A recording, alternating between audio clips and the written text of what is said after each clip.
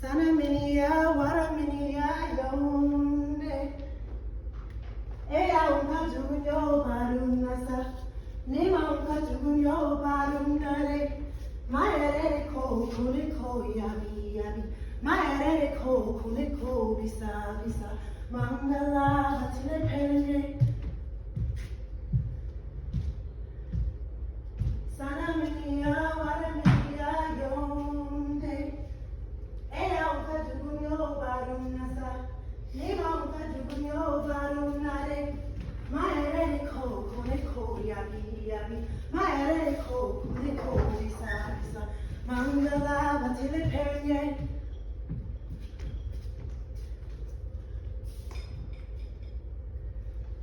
When I was little, my mom would tell me this story.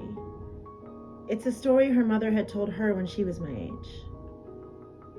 I would lay in her lap and she would stroke my hair as she told me the story of Canaminia. Canaminia was a kid like any other, except for one thing. Sprouting from her spine were big, beautiful wings. One day, some witches came to town and told everyone not to make fun of her or something bad would happen. But they did anyway. The other kids threw rocks at her and called her fat wing, bird back, and even worse. Her mother and father would call her names too. These words were relentless, merciless, sharp jeers, jokes, titters, teases, whispers, chides that stabbed her deep inside. She wanted to fly away, but she didn't know how. What good were wings if she couldn't fly? One day, her mother was laughing about her wings, and Canaminia got so mad she could feel heat burning in her stomach and up through her throat. She asked the sun to shrivel her mother up, and she was burned. Her father came in to see what was happening and said, "You crazy bat, what did you do?" And she had the sun burn him too. Distraught, she ran to the edge of town, to a big tree. She wanted to fly to the top, but she didn't know how. So she started to climb.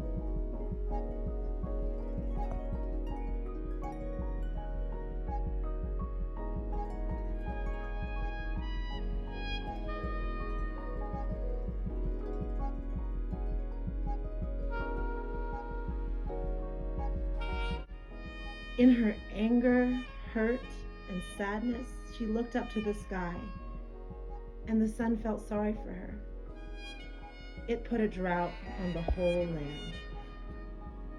All the crops burnt up, nothing would grow, and the streams and creeks dried. Her mother limped, burnt to the edge of town, to the big tree, and begged Canaminia to lift the drought. She promised that she wouldn't call her names anymore, and she got down on her knees to beg forgiveness. But Canaminia refused. Her heart had dried up along with the land. Next, her father tried to reason with her. He limped to the edge of town and held his arms up into the tree. He begged and begged and begged. He promised and promised and promised. He cried, but she refused. People in the town were now dying. The animals couldn't make milk. The creek beds ached for water. Finally, her little sister came to the edge of town. She thought about all her friends, family, animals who had nothing to drink. She felt her own scratching throat filled with cotton. She looked up to the tree, into Canaminia's eyes, and she sang. Canaminia, Waraminia, Yonde.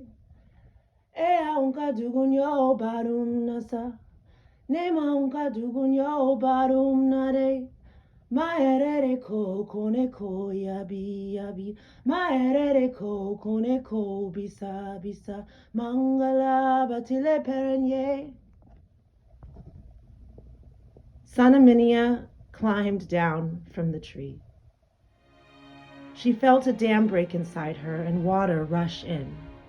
She closed her eyes and felt cool tears run down her cheeks. She felt the sky crying with her. When she opened her eyes, she saw rain pouring down all around the land. She held her sister in her arms and felt all her pain run out of her.